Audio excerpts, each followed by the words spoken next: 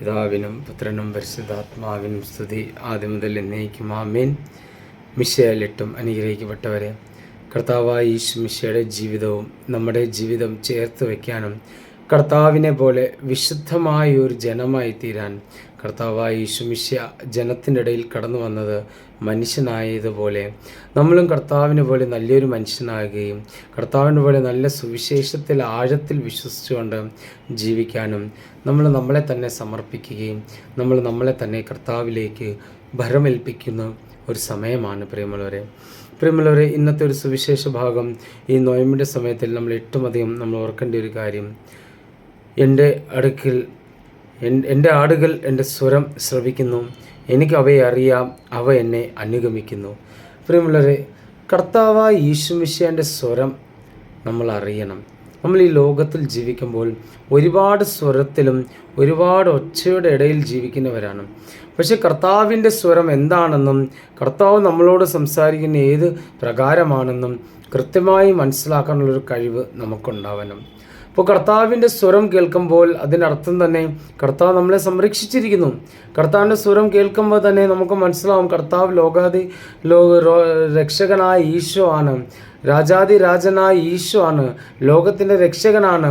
അപ്പോൾ ആ ഈശോയുടെ സ്വരം കേട്ടാൽ നമുക്ക് ജീവൻ വരും, ജീവൻ നമ്മളെ മുമ്പോട്ട് നയിക്കും. ആ ജീവനിൽ കൂടെ നമ്മൾ മുമ്പോട്ട് ജീവിക്കുമ്പോൾ ദൈവം നമ്മളെ ശക്തിപ്പെടുത്തുകയും അനുഗ്രഹിക്കുകയും ചെയ്യുന്നുണ്ട്. പ്രിയമുള്ളവരെ, നമ്മൾ കൃത്യമായി മനസ്സിലാക്കണം, നമ്മുടെ കർത്താവിൻ്റെ സാന്നിധ്യത്തിൽ നിന്ന് നമ്മളെ പിടിച്ചെടുക്കാൻ ആർക്കും സാധിക്കത്തില്ല. എത്ര പാപമുണ്ടാവട്ടെ, ഈ പാപം ഞാൻ പൂർണ്ണ ഓർമ്മയിലും പൂർണ്ണ ബോധത്തോടാണ് ചെയ്യുന്നത്.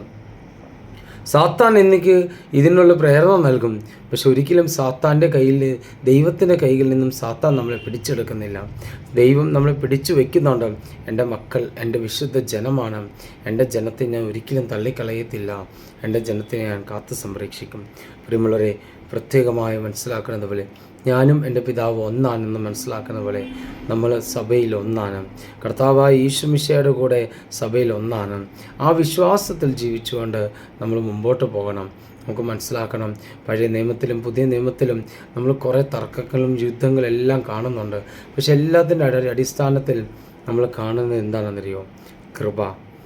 കർത്താവായ യേശു മിശിഹായാണ് മനുഷ്യനെയും ദൈവത്തെയും ചേർത്ത് വെച്ചുകൊണ്ട് ഈ കൃപയിൽ ജീവിക്കാൻ നമുക്ക് ശക്തി നൽകുന്നത്.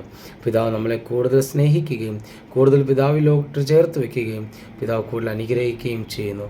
നമ്മൾ ഒരിക്കലും പിതാവിൻ്റെ സാന്നിധ്യത്തിൽ നിന്ന് മാറിപ്പോകാൻ പിതാവ് സമ്മതിക്കുന്നില്ല. പക്ഷേ മനുഷ്യൻ മാറിപ്പോയാൽ പിതാവിന് തടയാനും സാധിക്കത്തില്ല. നമുക്ക് നല്ലൊരു നൊയമ്പിൽ നല്ല തീരുമാനങ്ങൾ എടുക്കാം, ഈശോയോടൊപ്പം പ്രാർത്ഥിക്കാം, എന്നിട്ട് ദൈവത്തിൻ്റെ അനുഗ്രഹത്തിന് വേണ്ടി ജീവിതം സമർപ്പിച്ചുകൊണ്ട് ഈ നൊയമ്പ് അനുഗ്രഹത്തിന് നൊയമ്പാക്കി തീർക്കാം. നമ്മളെ ദൈവം അനുഗ്രഹിക്കട്ടെ. പിതാവിനും പുത്രനും പരിശുദ്ധാത്മാവിനും സ്തുതി, ആദ്യം മുതൽ എന്നേക്കും ആമേൻ.